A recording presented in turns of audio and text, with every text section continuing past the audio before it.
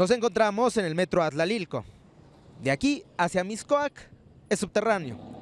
De aquí hacia Tláhuac es la parte elevada que hasta este momento no funciona tras la tragedia ocurrida el pasado 3 de mayo del 2021. A 2 años de esa tragedia se siguen manteniendo estos sistemas de RTP y sumado el Metrobús para la zona que lleva hacia Tláhuac. Una zona olvidada, tanto del transporte público como de las autoridades. Una zona que se considera de bajos recursos, pobre, para decirlo más crudamente. Y tristemente, esta zona también sigue olvidada por gobiernos morenistas. Hoy, en investigación, le retratamos las consecuencias. No solo las víctimas tras la caída de la línea 12, pero también millones de personas que han visto afectada su movilidad.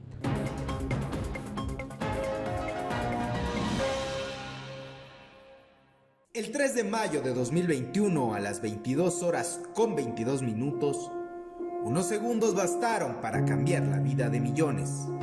Se escuchó un estruendo, pero lo más curioso fue que nosotros vimos pasar todavía la punta del metro. Entonces en eso se apagaron todas las luces, estacionamiento, cine, Walmart, todo. Cuando regresa fue en un instante de un segundo. Vino como cuando hay neblina, mucho humo, mucha tierra. Bajamos y fue cuando vimos que ya el metro como había quedado, ¿no? Empezamos a ayudar así que los compañeros y nosotros así que a lo que se podía. La tragedia era inimaginable. Va, hazte para acá porque si viene el tren se puede caer. Ahí está el tren, mira, de hecho ahí está todo el tren. Sí. Pero ahorita no se puede empezar porque...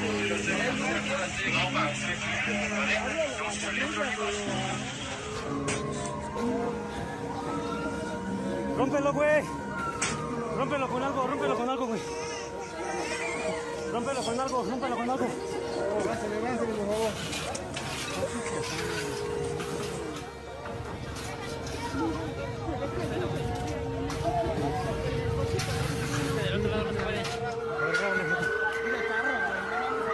No mames, güey. Fue una tensión, un nervio, mucha tristeza de ver tanta gente ahí queriendo salir y que no podían, porque esa era la realidad, no podían, muchos no podían.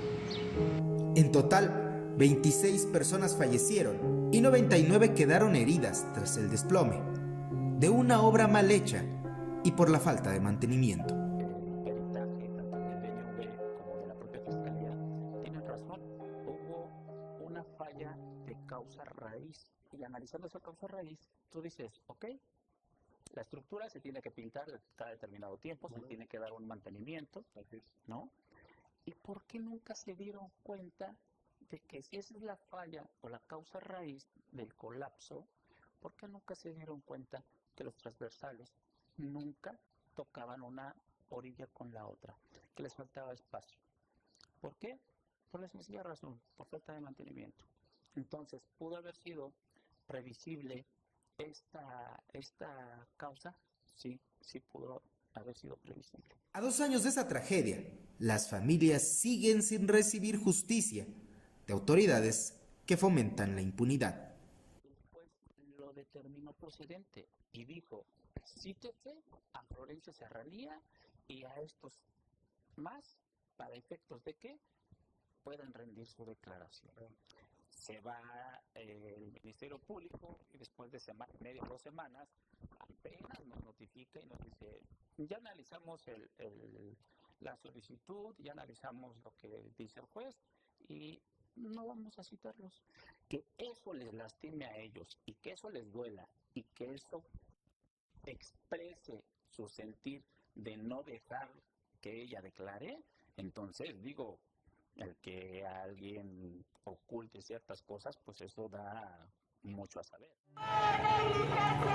¡No fue accidente! ¡No fue negligencia! ¡No fue un accidente!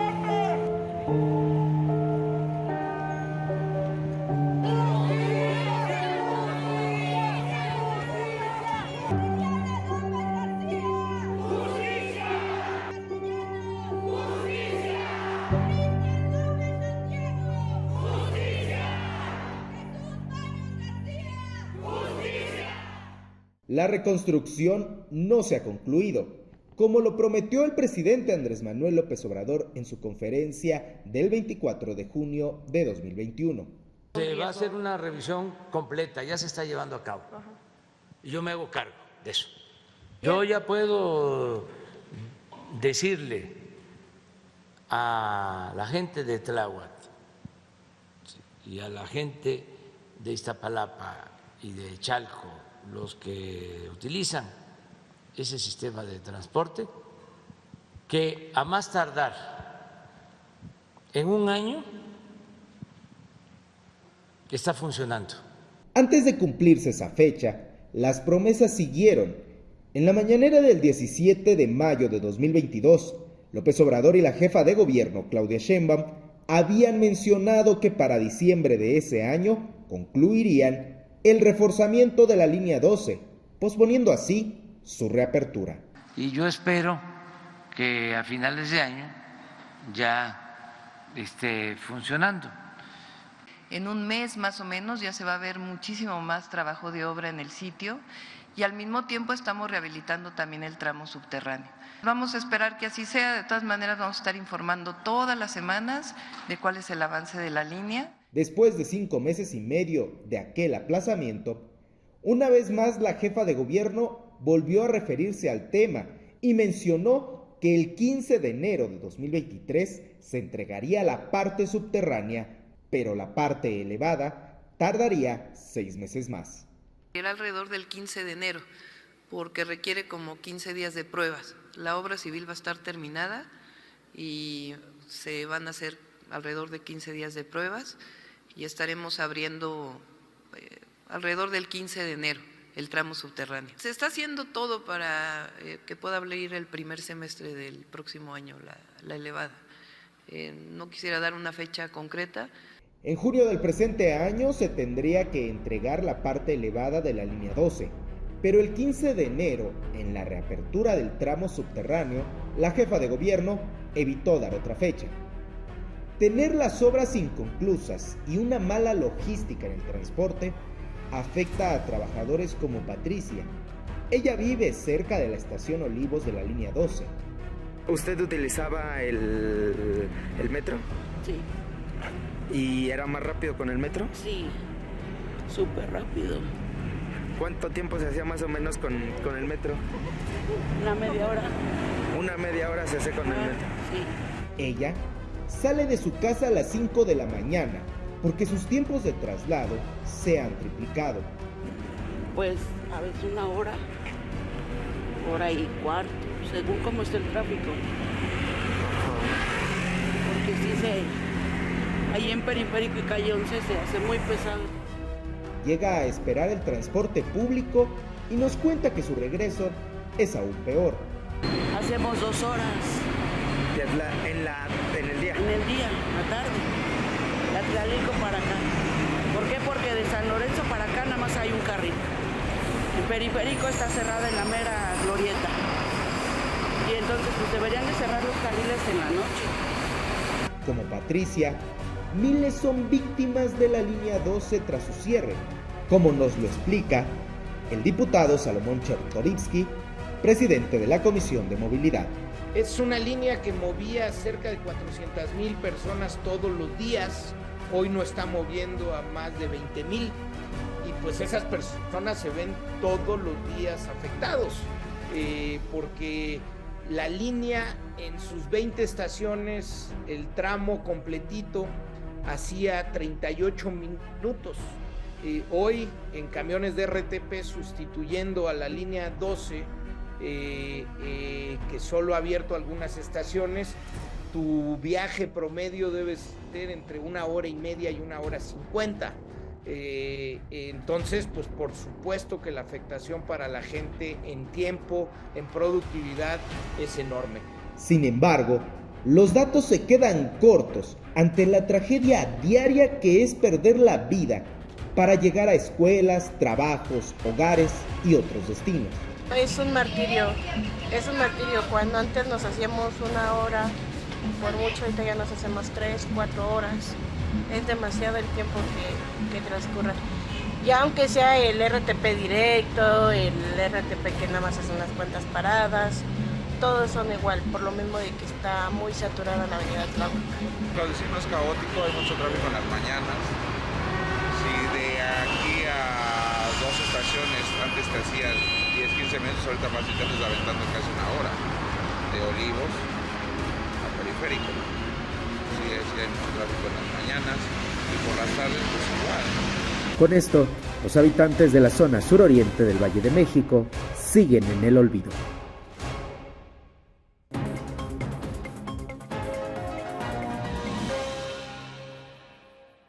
Continuamos analizando el tema de movilidad y a 2 años del aniversario de esta tragedia de la línea 12 es puntual analizar qué han hecho nuestros legisladores. Para hablar más sobre el tema, agradezco que nos reciba en sus oficinas al diputado local Roifit Torres, quien es integrante de la Comisión de Movilidad, pero también es integrante de la bancada naranja. Muchas gracias por recibirnos. No, al contrario, muchas gracias por la oportunidad.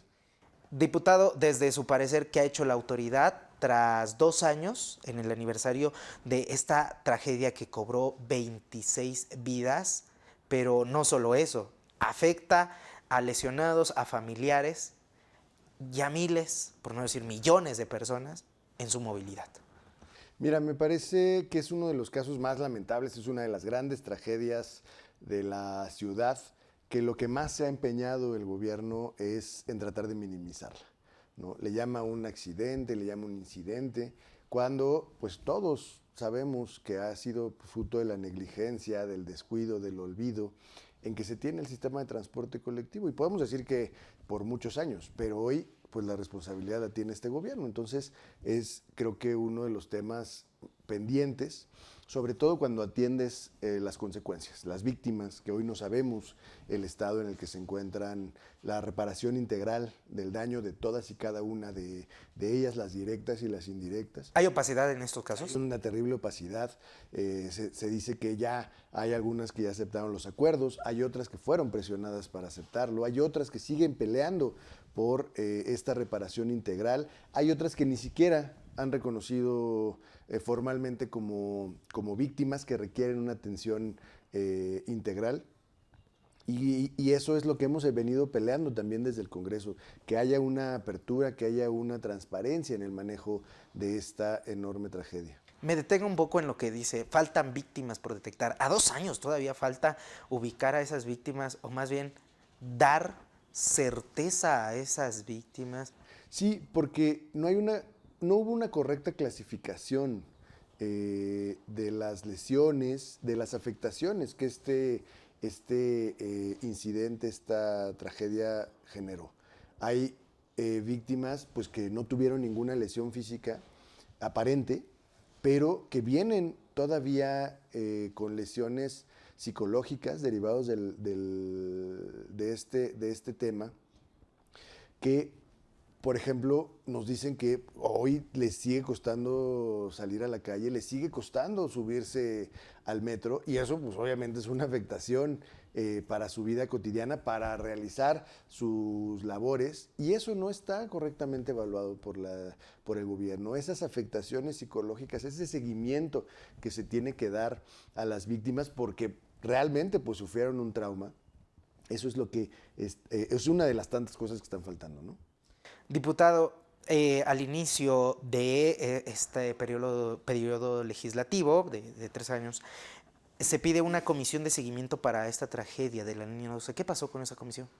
Mira, lamentablemente cada aniversario traemos el tema. Se piden comisiones de investigación, se piden comisiones de análisis en el Congreso, se piden informes. Ha habido 2 comparecencias del titular del metro en lo que va de esta legislatura, y lo que hoy sabemos pues es lo mismo que sabemos cuando empezó la legislatura, prácticamente cuando se dio el incidente. ¿Cuántas víctimas fatales hubo? ¿Cuántos lesionados? Con información oficial, pero lo que no sabemos es cómo ha venido avanzando a lo largo de estos años la atención a cada una de las víctimas. Nosotros entendemos que es un asunto de mantener privacidad, de resguardo de los datos, pero también necesitamos conocer en lo general cómo se ha atendido este tema, porque hoy todavía hay víctimas, como bien lo decías, que siguen reclamando atención, que siguen peleando. Ahora han tenido que hacerlo por la vía jurídica porque el gobierno no les da la respuesta, ¿no? Entonces ahora no nada más son víctimas, sino que tienen que contratar abogados, tienen que defenderse del propio gobierno para que sean escuchadas. Y esto es un tema recurrente en muchos temas de la ciudad. Yo lo que digo es que lamentablemente este gobierno, más que estar del lado de las víctimas, es el que más víctimas ha generado. Y en este lado de las víctimas, tampoco hay que olvidar que hay decenas, y decía yo hasta millones de personas que se ven afectadas en su movilidad cotidiana tras la caída de esta parte elevada del metro entre Tezonco y Olivos. Tristemente pasamos, y porque lo hemos constatado, como lo podemos saber en nuestro anterior reportaje, pero además porque hemos recorrido esa zona, de 30 minutos nos comentan que se tardaban en llegar a su lugar de trabajo, se hacen 1 hora, hora y media. Algunos que se tardaban 45 se hacen ahora 2 horas. Es una afectación. Como Comisión de Movilidad, ¿cómo ve este tema? Y además, ¿qué soluciones podríamos plantear ante este tema en esa zona? Mira, esta zona de la ciudad, la parte suroriente de la ciudad, ha estado, sí, históricamente olvidada, tiene muy poco acceso, una falta de movilidad terrible. Esta línea se planeó como una forma de resolverla, pero en primera, pues acentúa la desigualdad, ¿no? Hay una zona de esta línea que es subterránea y para abaratar costos, esta línea la hicieron de manera elevada. Y eso permítame, en esa parte, ¿los más pobres reciben esta parte más difícil? ¿La más barata? Esa es la solución, pero esa es la solución que se sigue aplicando. Por eso hoy tenemos un trolebús elevado en Iztapalapa, porque es la más barata. Y eso es lo que tenemos que decir. Está solucionando pues con lo que queda. La línea estaba planeada primero para hacer toda subterránea. Pero como el costo era muy alto, pues entonces a los más pobres de la ciudad, pues les dejan lo más barato y ya vemos las consecuencias, ¿no? Y hoy se sigue aplicando la misma receta. El trolebús elevado pues responde a la misma lógica, pues lo que es lo más barato para intervenir y darles una media solución, porque tampoco ha sido la mejor solución el trolebús elevado, pues eso. ¿Y qué decimos? Pues ya estamos interviniendo una zona históricamente olvidada, pero con soluciones que no son correctas. En esta parte hay una ley de movilidad y tránsito impulsada por la bancada naranja. ¿Cómo ha reaccionado la totalidad del Congreso ante esta ley? Hay un impulso para mejorar la movilidad, ya no solo de esta parte, sino integral e incluso metropolitana, porque la Ciudad de México está abrazada por el Estado de México, entonces hay que ver de una manera más integral qué se ha dicho, qué se ha hecho, cómo va progresando esta ley. Mira, nosotros desde el año pasado metimos nuestra propia iniciativa para armonizar nuestra ley de movilidad con la Ley General de Movilidad y Seguridad Vial. Lamentablemente, pues se sigue en la comisión. Se hicieron 2 parlamentos abiertos, uno que realizamos directamente desde la bancada naranja, desde Movimiento Ciudadano, y otro que hizo la Comisión de Movilidad. Ya tenemos los planteamientos de hacia dónde tenemos que llevar la ley de movilidad, pero no hemos avanzado. Hay una consulta pendiente de personas con discapacidad que no ha realizado la Comisión de Derechos Humanos del Congreso de la Ciudad. Entonces, pues estamos empantanados en la burocracia y no estamos atendiendo una problemática que enfrentan millones de capitalinos todos los días, la movilidad para trasladarse de un lugar a otro, a sus trabajos, a sus escuelas, para hacer su vida cotidiana. Pues es lo que tendríamos que estar discutiendo y es lo que está atorado en el Congreso. Me menciona, la burocracia sigue estando ahí y empantanando las cosas. ¿Sigue este elefante reumático, como lo calificó el propio presidente Andrés Manuel López Obrador? Pues es que ahora ya es un elefante que de plano ya no se mueve. Ya ni siquiera hay un impulso, ni siquiera hay un interés por atender estos temas, ¿no? Hoy vemos que la jefa de gobierno, por ejemplo, sale a promocionar su tarjeta de movilidad integrada, pero eso no le resuelve, y ese es el problema de la falta de visión.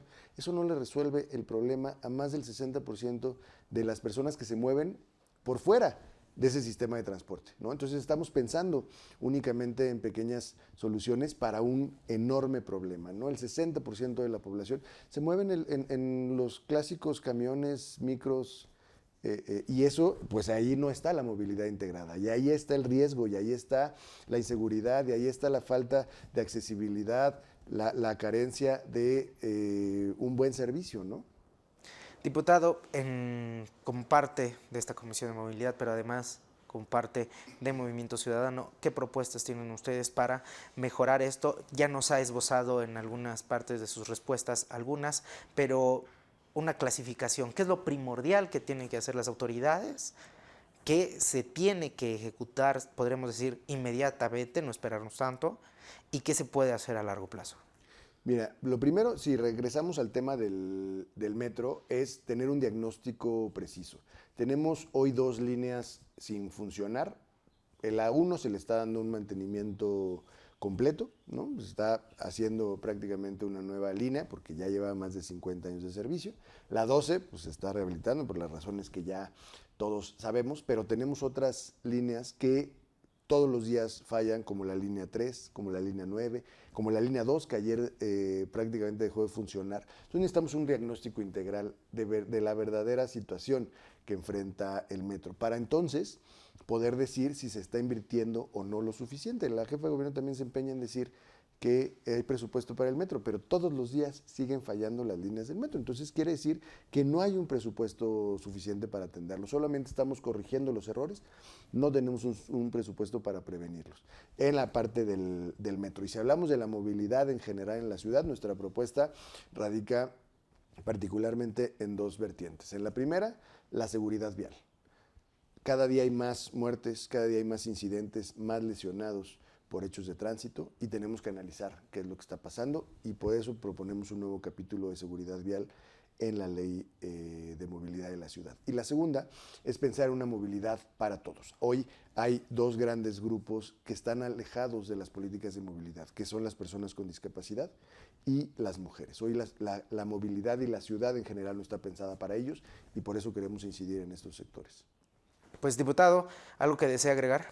No, pues la verdad agradezco mucho la oportunidad, y vamos a seguir insistiendo en que uno de los grandes pendientes de este gobierno es la movilidad, que no se resuelve únicamente con soluciones parciales, que diario miles y millones de capitalinas y capitalinos sufren los estragos de este abandono a toda la red del sistema de transporte en todos los sentidos, ¿no? Hoy ya no es seguro caminar en la ciudad, ya no es seguro andar en bicicleta, ya no es seguro andar en moto, en carro. Han sido los eternos privilegiados, y el transporte público deja mucho que desear. Hay mucho que hacer en este tema, y vamos a seguir desde el Movimiento Ciudadano impulsando que cambie verdaderamente la política de movilidad en la ciudad. Muchas gracias por compartir este tiempo con nosotros. Muchas gracias a ustedes que nos siguieron a través de esta transmisión. El diputado Royfit Torres, integrante de la Comisión de Movilidad y también integrante de la bancada naranja en el Congreso local de la capital del país. Como lo hemos podido observar, finalmente Morena y el gobierno de Claudia Sheinbaum fomenta el clasismo. Eso que dice combatir. Utiliza RTPs para trasladar a las personas desde el metro Atlalilco hacia Tláhuac, pero no les da un apoyo tras ser víctimas de la caída del metro. Sí, son víctimas porque han tenido que cambiar su vida, como lo hemos podido observar en este reportaje. Son víctimas porque no les dan soluciones de movilidad, ni un trabajo cercano. Son víctimas porque la autoridad que dice primero los pobres, daña primero los pobres.